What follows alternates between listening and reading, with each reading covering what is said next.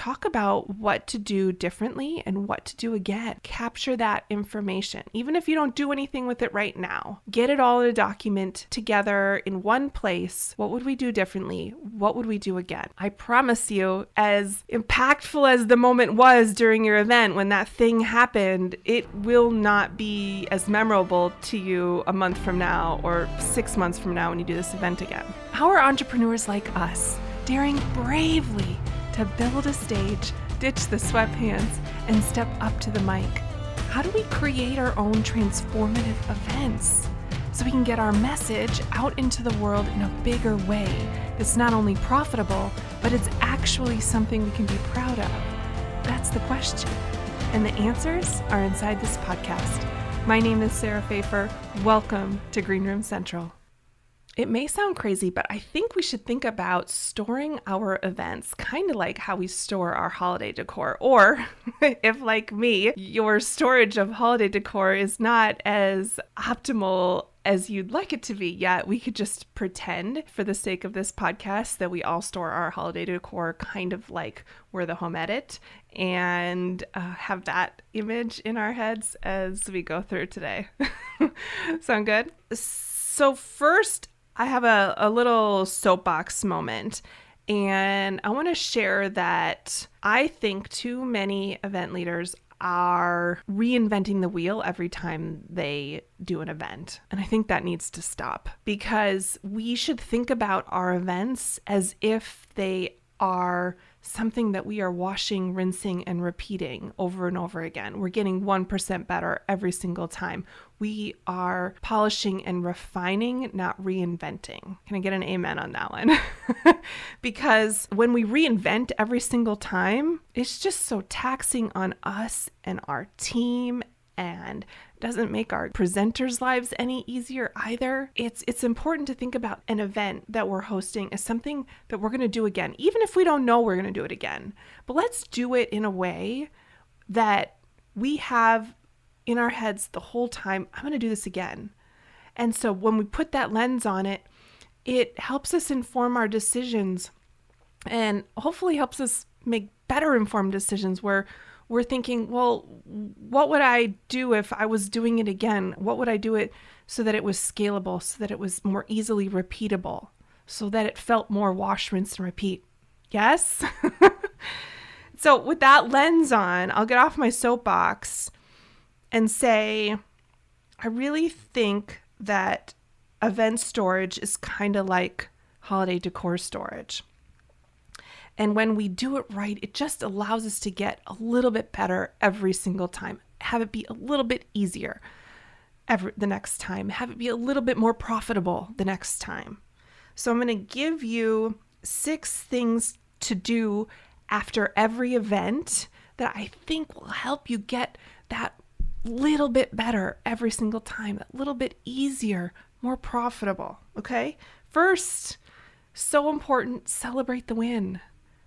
Gather your team for a meal afterwards, perhaps, but come up with some way where you celebrate the win.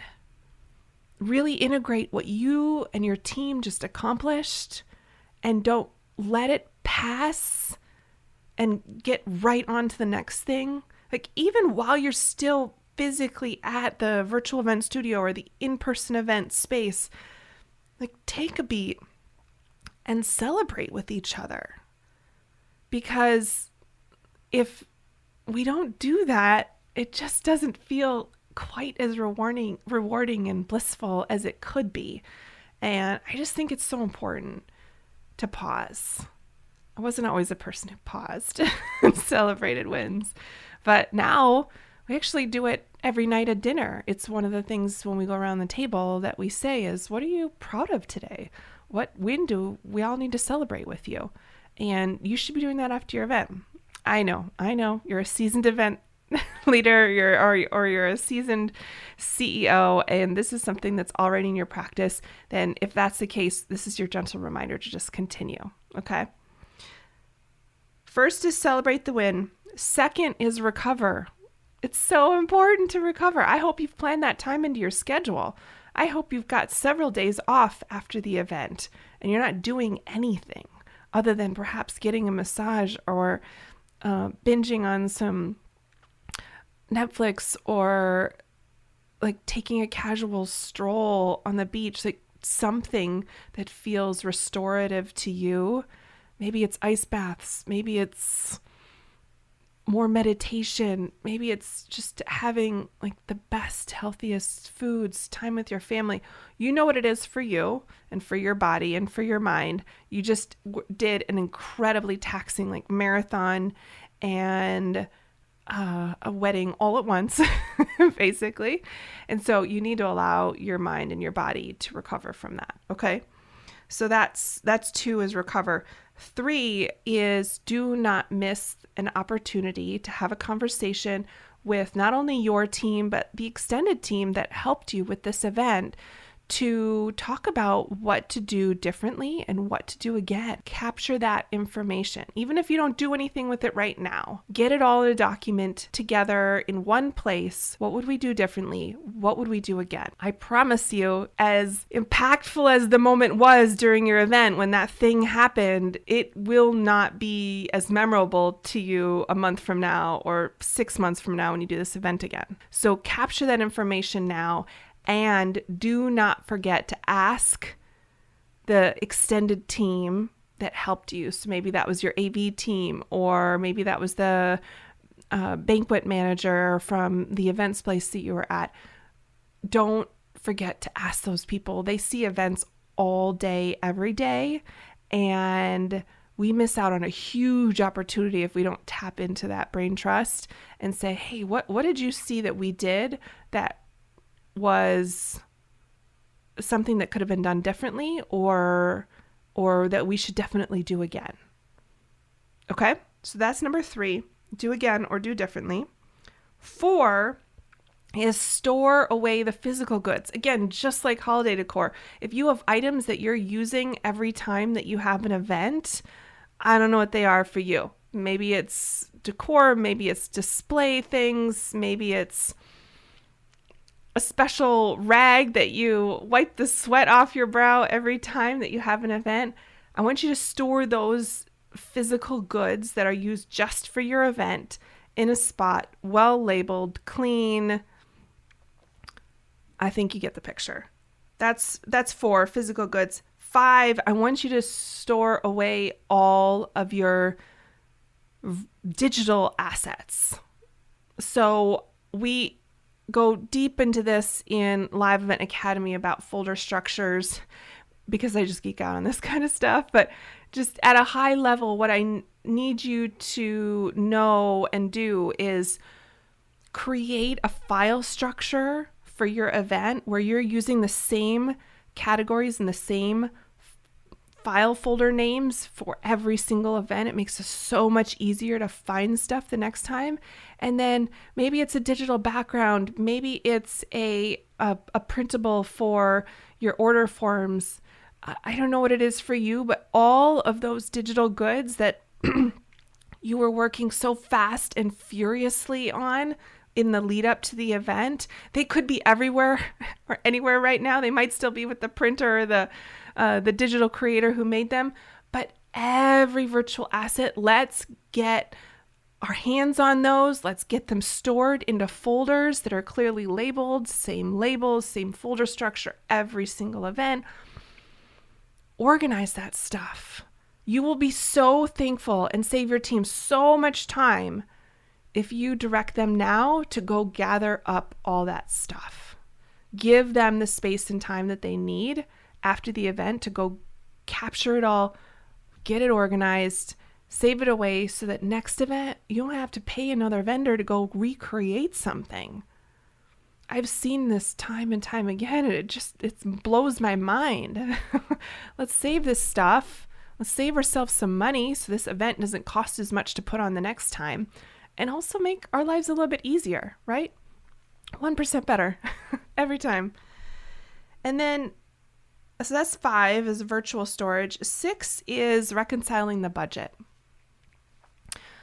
High level here, I need you to be managing the budget in some sort of digital format that allows you to compare event over event, category by category. For me, I love an Excel spreadsheet. I really love a good Excel spreadsheet. I love having categories: food and beverage, transportation, virtual studio, whatever the costs are. But make a whole bunch of those categories. Use the same ones every single time. I will give them to you inside of Live Event Academy. But use the same categories. Make a spreadsheet. Take the time to reconcile the budget. Capture all those expenses that just flew during the event at the last minute just because they had to. Let's get all of that documented so that we can compare event over event. It really, really helps to see the numbers so we can assess what percentage of the budget is being spent here. Is that the percent that we want to be spending there? Do we need to be spending more here to kind of alleviate some pressure, make things easier? I don't know what it is going to be for you and your team and your event, but we won't know until the numbers are there.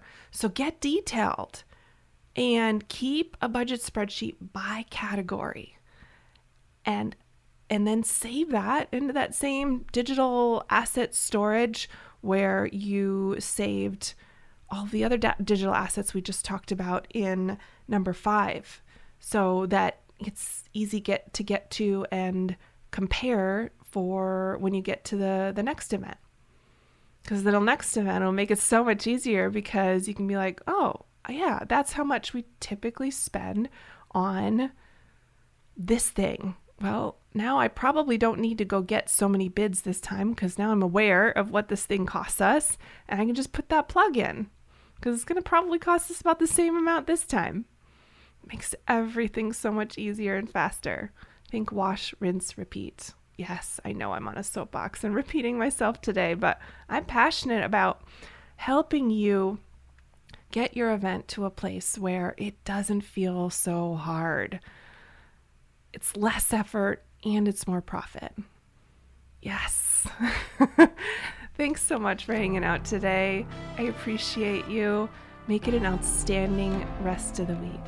Take care. Thank you for listening to the Green Room Central podcast. If you loved this episode, then please take a screenshot on your phone and post it to Instagram, and be sure to tag @SarahPfeiffer and let me know why you liked it and what you'd like to hear, or who you'd like to hear from in the future. That'll help me know what to create for you.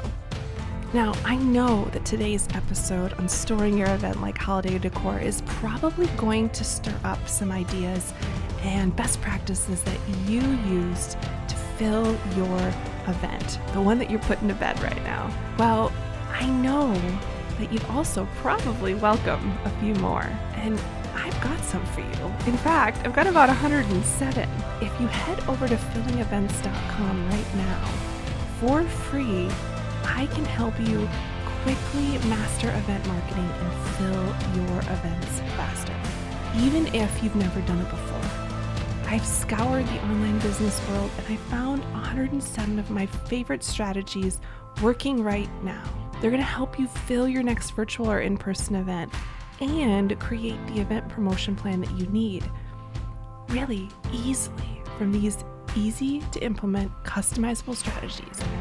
It's free over at fillingevents.com. This podcast is built on Kajabi. I loved how easy it was to get things set up, but more so, I'm thrilled that my entire business is run within one platform. From my emails to my pages to my courses and my podcast too, it's all under one roof. You love simplicity and scalability as much as I do, then go to greenroomcentral.com to get a free 14-day trial from Kajabi. I appreciate your commitment to leveling up and learning the mindset and strategy of live events. Keep learning. Keep going. If you want more, head over to greenroomcentral.com for show notes and all the links from today's episode.